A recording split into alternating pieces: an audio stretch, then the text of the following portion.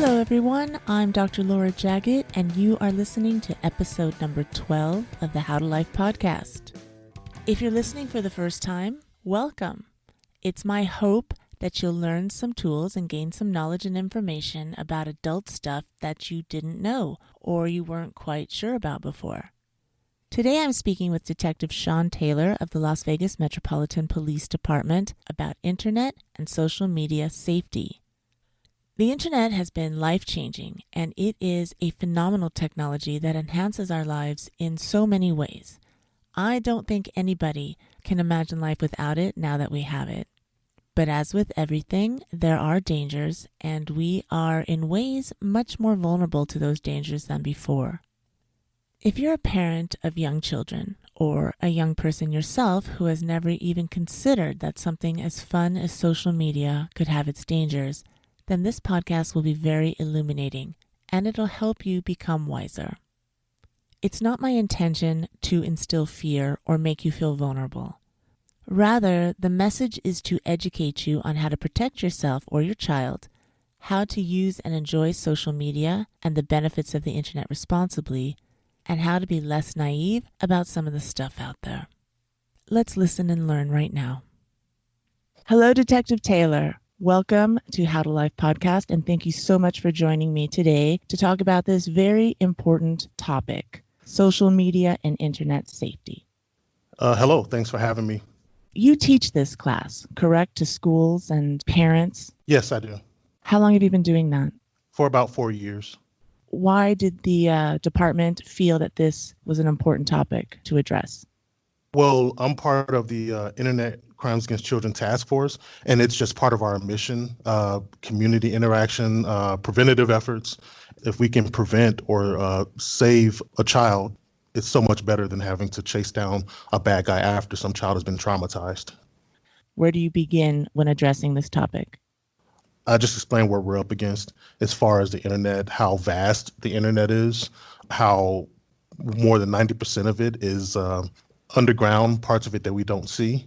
A lot of times I explain the type of individuals that are online that can hurt us, our classmates, human traffickers, and the stereotypical person that has some type of obsession with hurting children. So I explain those types of things. Let's start with cyberbullying. Sure. What kind of person is prone to that, and how can they avoid it? Well, someone that's prone to it is someone who's online a lot. The longer you're online, you're actually more vulnerable to a lot of these offenses against people through use of the internet. The problem with cyberbullying versus bullying that's physical, and I still don't know why people compare the two. Cyberbullying is obviously far more traumatic, or at least that's my personal opinion from working the job that I've worked for the last 20 years of seeing children that are bullying victims and then cyberbullying victims. It's limitless. Cyberbullying is limitless. A child in another continent can bully a child in Las Vegas. That's one huge problem. Finding out who's involved sometimes is an issue. And a lot of times, people that are bullied don't use all of their resources. They try to interact with bullies. You have other people that stand by, whether it's children or young children or teenagers. They stand by and they either entice the bully by liking or commenting or agreeing with things that they're saying, or they don't do anything about it. They just let it happen and let it continue until it begins to fester. And now we have a child that's been bothered for a much longer period than they should have been. And there's anonymous ways to report these things now, either what a lot of the schools, Metro, and law enforcement agencies in Clark County have put in place, or with the National Center for Missing and Exploited Children. There are anonymous ways to report this. And there's always, I'm sure, ways for children to go to school representatives, social workers, their favorite teacher, another trusted adult. Their parents especially should be the number one person they go to when they see someone being bothered or hurt. But I would think that's the biggest problem, is the witnesses to these incidents are just watching it. Not only is the family of the victim traumatized, but all of those young people that stood by and watched it are traumatized as well. And sometimes the cyberbully themselves. Sometimes people are impulsive with things that are online, and they don't realize the impact that their words have when they type them up and just send them across cyberspace. So sometimes our cyberbullies are really bothered by what they've done. It's just a really bad situation in cyberbullying that we, as law enforcement and as community members, as teachers, parents, as all the adults and the young people need to work together to fix, because it's a really big problem. As a parent, how can you notice or speak with your child about protecting them from this? Just explaining to them, the number one thing is to not engage cyberbullying, to just block them. If it's really bad, I believe you should always delete your social media and create brand new social media, because you can change your name and you can still find the person if they just switch their profile name or their username. Right. You have to completely delete, and I know you're losing interactions, followers, friends, but you can always gain those back. The things that you're going through isn't worth saving all of those other aspects of your social media account. And the main thing is making sure parents explain to children that inappropriate content, it could hurt others, it can ruin their reputation, it could get them in trouble and others in trouble, and it could damage their future, which is something that especially young adults going into some of the older ages of childhood, they are falling victim to. They're damaging themselves with their inappropriate posts or their things that they shouldn't be saying online or anywhere. That's absolutely true. I want to talk a little bit about that. I think that there is not a lot of forward thinking. There's a lot of impulsiveness when young people post things, not only words, but pictures of themselves, semi-nudity, promiscuity. It's out there forever and can affect you years down the line. Things like employers, you're looking to get a job or get into a good school or even into a good high school. I believe that they look at you, they investigate you and see if you are someone that they want representing their school or their business. Yes. And there is proof of it. There's proof of it directly from the colleges themselves, from the employers themselves. There was a huge incident. It was in USA Today. It was on television, on the news, where 10 young people were interacting inappropriately online within some group on social media, and they all lost their admission to Harvard. They thought they were just interacting among themselves, but it got out there. You're never completely private online. And it stays out there as well. Yes, and when you send something inappropriate, there's no way it can be pulled back. The National Center for Missing and Exploited Children is very good at locating files that have been inappropriate files, obscene files that have been posted, and even they cannot promise that they can pull everything offline that you've posted, because you have no idea where it goes or how fast it's distributed. Someone can just take a picture of it, not with the screenshot, but record it off of another device possibly, and then have it that way. We have had that where we seize devices through lawful searches, and you have literally the offender, their hand is in the image holding another electronic device, and they were taking a picture, and that was to bypass any type of telegraphing through social media that they're doing a screenshot or recording. And going back to some of the dangers of posting inappropriate photos specifically, people will record these things and then can post them without your consent or permission or even your knowledge on pornographic sites or trafficking sites, and that's very dangerous. Yes, and I work, as far as our task force with crimes against children, I work the sex offender side of it. Those are the types of offenses I investigate. I do know that there has been a problem with someone who didn't know that their footage of them or images of them were posted to the pornography YouTube type sites, and people's videos and images have been posted to that, and they had no idea until someone spots it and says this is going on, and next thing you know, they are mortified, of course. And that's about inappropriate posts, and this is mostly for the parents and for potential cyberbullies. When a young person posts something inappropriate, they're not a bad person. They're not a person that should be made fun of. They're not a person that should be targeted. If they're your child, there was not malicious intent or a bad reason for them to post this inappropriate post. Here's why we believe people are posting things inappropriate online. And this goes for all people, actually, to be funny, to impress someone or get attention, or to share with a significant other. And so it's not a child that's immature, bad, malicious. It's just a normal child that makes a very bad decision. It is a bad decision. But one of the things that bothers me is how people are so quickly judged. just seeing how it traumatizes them, it's horrible. And this is just a normal person that may have made a very bad decision, a very big mistake. And I just wanted to get that out there, that they're not a person to be targeted or to be looked down upon. There's a lack of empathy between generations. And I think if we empathize more, that'll kind of build a bridge to that lack of communication between young people about these problems with the internet. We just need to understand that they're in a different place in history than we were, where these things just didn't exist. The internet didn't exist for some of us when we were younger. And it's hard to project into the future what's going to happen because you Absolutely. don't have that experience. That's why as parents, it's important for us to try to guide our child. Yes. When they do this, they should make sure that they don't criminalize the internet. That's very important. It's a tool to make life easier. It shouldn't be your entire social outlet. And that's what we need to make them understand. And it's they're dealing with a lot more than we dealt with. Agreed. Let's move a little bit further on. Sure. Some of the things we have to be careful about with social media is identity theft. Tell us how that can happen.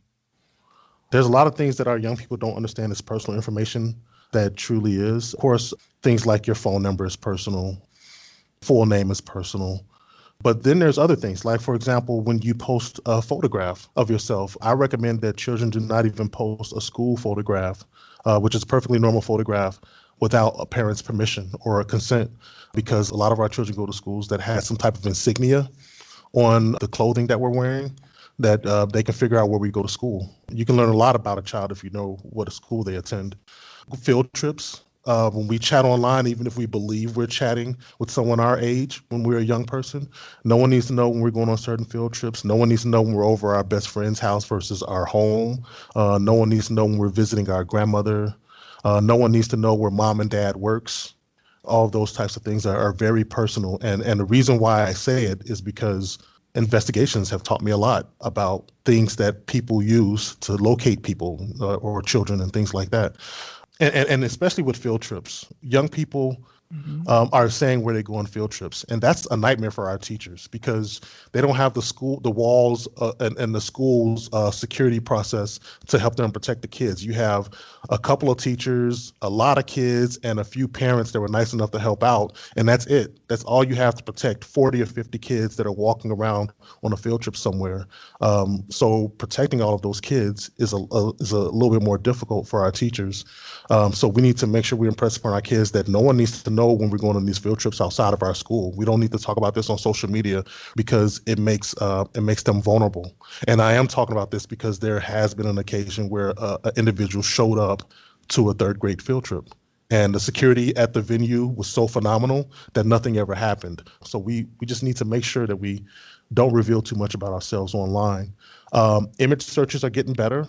If I stand outside of a building and I take a selfie outside of that building, it's a possibility that someone can Google image search that picture that I've taken and pull up the location.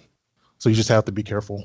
What about photographs? Is there any tracking device on photo called a timestamp, I believe it's called? Yeah, a timestamp is just one small part of EXIF data. Some people call it metadata. Those two things may mean something different just slightly if you're a super technical person, which I'm not. There could be information that's attached to your photos, and this could include, yes, of course, a timestamp, the date and time you took the photo, but it can also include the longitude and latitude of where you were when you took the photo. It can include the type of device that you've taken a photo with, meaning like your phone, even the features of the camera application. A significant amount of information can be attached to that file. So it's always a good idea to go into the camera application, going into the settings and turning that data off. It may say location data. It may say something else. So Google your phone type to figure it out, but make sure you turn that off before you take any images. You don't want to post anything online that people can use to figure out where you are. And most of these social media companies are doing a really great job at making sure that part of the upload process is wiping that EXIF data. But there are some applications that do not. So you just have to be careful all of the time so that no one can take advantage. Tell a little bit about phishing attempts. I know that kids will often get something on their phone, a text or an email. Click on this link or change your password. Do not click on links. A lot of times you can be allowing someone to remote in your device when you click on a link. And anyone who's in a large corporate company knows that when you mess something up on your computer, which I do a lot at Metro, I'll forget a password is what I do sometimes because we have so many passwords that we have to keep track of. And I'll forget a password and I'll lock myself out of one of our applications we use for our investigations. And I call our IT and a screen will come up with a link and I have to click on that link for my IT professional to go into my device. And I literally see words being typed, the mouse being moved and it's clicking on things. And I am not touching my device. They've completely remoted in. And when you click on a link with some of these phishing scams, you could be allowing the same things. So you have to be very careful. So just to sum everything up, Detective Taylor, what are some bullet points that you can give the audience about cyberbullying? Don't be a bystander. Never like or agree with something that a cyberbullying is posting. And before you post something that's inappropriate or argumentative, take a second and think about it before you post it, because it could be something that'll stay there for the rest of your life, something you could be confronted with long after you've actually sent the post. The send is the end. Once you send it, it cannot come back. I saw a good quote on how to know if you should post something or not on the internet. Ask yourself 2 questions before you post something online. Is this something that I would say or do face to face?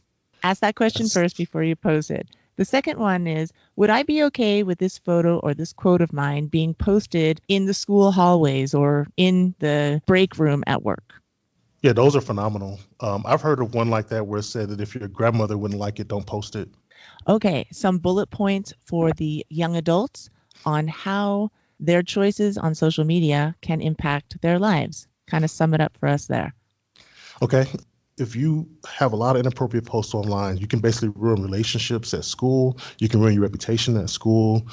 You can ruin your future. I've had high schools that are local here in Clark County tell me that they take a look at social media and that they monitor social media often. Colleges, of course, and of course, jobs. If we have celebrities getting confronted with things that happened 40 years ago, of course, something that's digital now is going to come back on you from who knows how long ago. Non-celebrities who have lost jobs because of things that they've posted, not only years ago, but not so long ago. Nothing's private. There's always someone else watching. So anything you post on the internet is not private, ever. I also want to point out one thing as far as insurances. When you're a young adult, you have to get life insurance, health insurance, car insurance, home insurance. If you're doing daredevil stuff, let's say you're racing cars and that's on the internet, and you go to get a quote for an insurance rate and they see that, your rates are going up. Yeah, or you may not get it if you've told them you're not into things that you are into. How about some bullet points about keeping yourself safe from online spying? For parents, check the age restrictions on social media. I would do that. I would never click on any links that we spoke about. My advice to the parents, I'm not telling anyone how to parent, but I believe young people should use their devices in the living room, dining room, or kitchen where the parents can monitor. There is no reason for a young person to have a phone in the bathroom. If they need music, Bluetooth speakers are very cheap these days. They can play music and that device can remain where mom, dad, aunt, uncle, or grandmother can see it, and they can have the speaker inside the bathroom where they can listen to music. I would keep it out of bedrooms. I understand that bedrooms are places where a lot of young people do their homework, but at night when those devices are charging, they need to charge somewhere the parents have access to. So that way, when the scary notification comes on social media where someone's threatening your child in a way that would scare them into compliance, you can see it and you can make sure that you deal with it quickly. Because a lot of our kids are kids that don't even make this decision, where they're just frightened into compliance. I'm going to hurt your dad. I know where he works. I'm going to kidnap your mom. I know where she works. I'm going to hurt your family. And young people can be frightened by this and believe it. So those are the advices I would make as far as keeping everything private, and nothing replaces a parent that's monitoring. And I know it's extremely difficult and seems impossible, but it's an effort that our parents have to make. And I can say that as a parent myself. Well, the parents are the first line of defense. No one can absolutely. protect your child better than you can. And it's not like there are a lot of tried, proven methods to protect your child online. We're all working hard to figure this thing out. And these kids know a lot more about this than we do. So I would do whatever I can to increase communication with my kids. Like, your kids should know that if someone says something to them horrible online, or if they're threatened, that you're going to be upset at first. But then once we calm down, we'll figure out a way to help protect them. The unknown of the freak out, mom, dad's going to be mad, I'm going to lose my device, I'm going to be punished, I'm going to get in a lot of trouble. That scares so many kids away from telling parents what's going on. When if a parent would just preemptively let them know, look, I care about you. I'm going to freak out. I'm going to get mad if someone's trying to hurt you. I'm going to get mad if someone's trying to force you to do something. But what you have to know is that after I'm done freaking out, I'm going to figure out a way to make sure you're safe. That builds trust. That'll make it more likely for them to come to you. It's very important that young people understand that the adults don't understand this as well as they do. And empathizing as an adult, empathizing with our children is very important, because our kids know a lot more about this than we do, and we need to interact with them more. We need to take this seriously. And there are no safe applications. There's nothing that's 100% safe. These companies that create these applications are doing a phenomenal job, in my opinion, but it's impossible to stop everything. There's always those people that are going to be out there. So we need to always make sure we look out for our kids, and kids need to make sure that they come to us when something frightens them or scares them or that they're worried about. But the main goal when your child comes to you is to reward them for coming to you. The two first things you should say to your child when they come to you: first of all, you shouldn't fault yourself for this. Secondly, thank you for coming to me. I'm glad you did. You should always thank them for coming to you, because they could decide not to, and then things could be a lot worse. So that should be rewarded. It takes a lot of courage for them to come to go to their parents and tell them about these types of things. So, and as a parent, we have to educate ourselves to protect our children. Yes. How can a school or a youth organization get this information in front of their children or their personnel? How do they find you? They can go to their school, or they can contact Metro and we will be happy to work with them on figuring out what type of instruction they would like, or what type of information they would like from us. Do you get in front of the children, or do you get in front of the personnel or parents? If parents would like to have a discussion about it, I'm happy to sit down and discuss it with parents. I have spoken in front of school assemblies.